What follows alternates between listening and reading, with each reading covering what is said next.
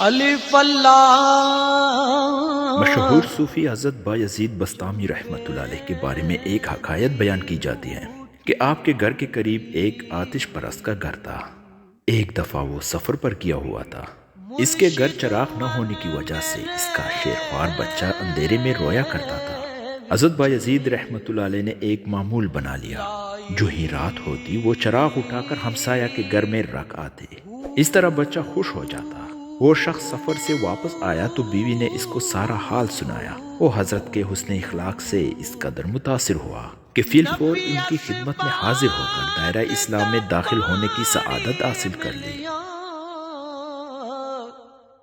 حضرت عمر بن عبدالعزیز رحمۃ اللہ علیہ ایک رات وجاہ بن حیات سے سلطنت کے معاملات میں محو گفتگو تھے۔ اچانک چراغ کی لو جلملانے لگی۔ پاس ایک ملازم سو رہا تھا۔ وجاہ بن حیات اسے جگانے کے لیے اٹھنے لگے۔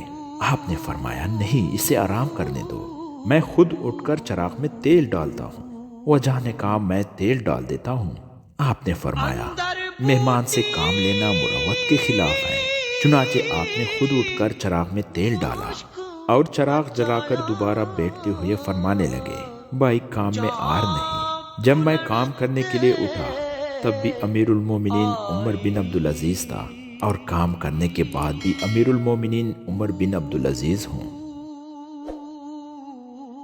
ابو ربیع ارج کہتے ہیں کہ ایک دن شیخ داؤد طائی سے ملنے گیا۔ وہاں مجھے سخت پیاس لگی۔ شیخ کے گھر میں پانی کا ایک پرانا مٹکا پڑا ہوا تھا۔ پانی لینے لگا تو دیکھا کہ وہ گرم ہے۔ میں نے شیخ سے کہا، کاش پانی کے لیے آپ کوڑا مٹکا رکھ چھوڑتے۔ آپ رحمت اللہ علیہ نے فرمایا، جب یہ عادت ہو جائے کہ پانی ٹھنڈا ہی پینا ہے، کھانا عمدہ ہی کھانا ہے اور لباس نرم ہی پہننا ہے، تو آخرت کے لطف کے لیے تم نے کیا باقی چھوڑا؟